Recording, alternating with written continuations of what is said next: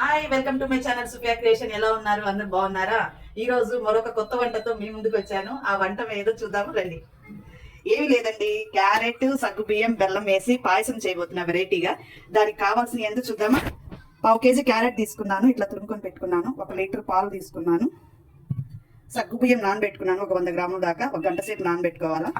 ఒక 1/2 కేజీ బెల్లం తీసుకున్నాను, తురుము పెట్టుకున్నాను. ఇట్లా డ్రై ఫ్రూట్స్, ఇలాచీ పౌడర్, నెయ్యి. ఇవి ఎట్లా ప్రిపేర్ చేసుకోవాలో చూద్దాం రండి. ముందుగా ఒక బౌల్ పెట్టుకున్నాను. నేనైతే డ్రై ఫ్రూట్స్ ఫ్రై చేసుకోవడానికి నెయ్యి వేసాను, దానికి తగినంత.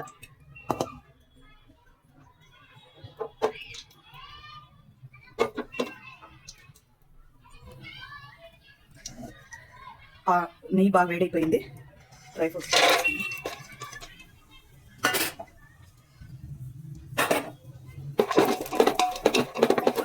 కొంచెం దూరగా వేగినప్పుడు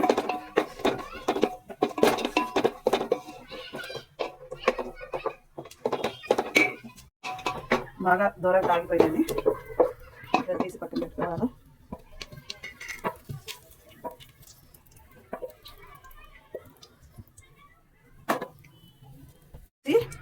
క్యారెట్ కూడా దాంట్లోనే ఫ్రై చేసుకుందాం.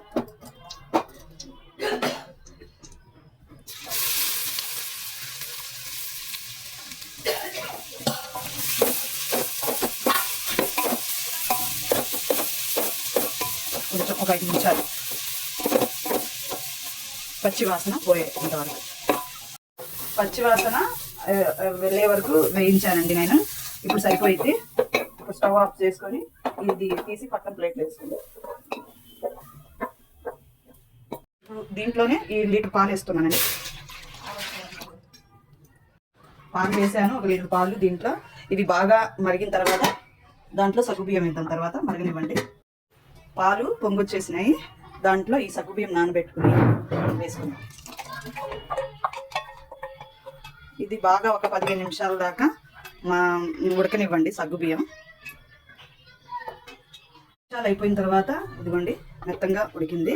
ఇప్పుడు క్యారెట్ వేసుకుందాం. దీంట్లో మనం పక్కన పెట్టుకున్న క్యారెట్ ఫ్రై చేసుకున్నది.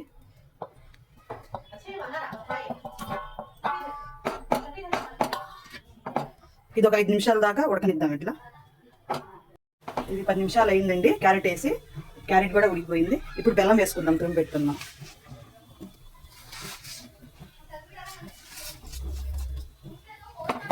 ఇది వేసిన తర్వాత బెల్లం బాగా కరిగేదాకా ఒక 10 నిమిషాలు పెట్టుకుందాం. ఇట్లాగే అయిపోయిందండి. బెల్లం వేసి 1 నిమిషాల దాకా దీన్ని మరగనిచ్చాను. అయిపోయింది. సేమియా, సగ్గుబియ్యం, బెల్లం వేసిన సగ్గుబియ్యం, సేమియా కాదండి, క్యారెట్. అలవాటులో పొరపాటు. క్యారెట్, సగ్గుబియ్యం, బెల్లం వేసి స్పెషల్గా చేశాను ఉపవాసం ఉన్న వాళ్ళ కోసం నేను. ఇది చల్లారిన తర్వాత ఒక బౌల్లో తీసుకుందాం. క్యారెట్, సగ్గుబియ్యం పాయసం రెడీ అయిపోయింది. ఇప్పుడు బౌల్లో తీసుకుందాం. దీనికి జీడిపప్పు వేసుకుందాం.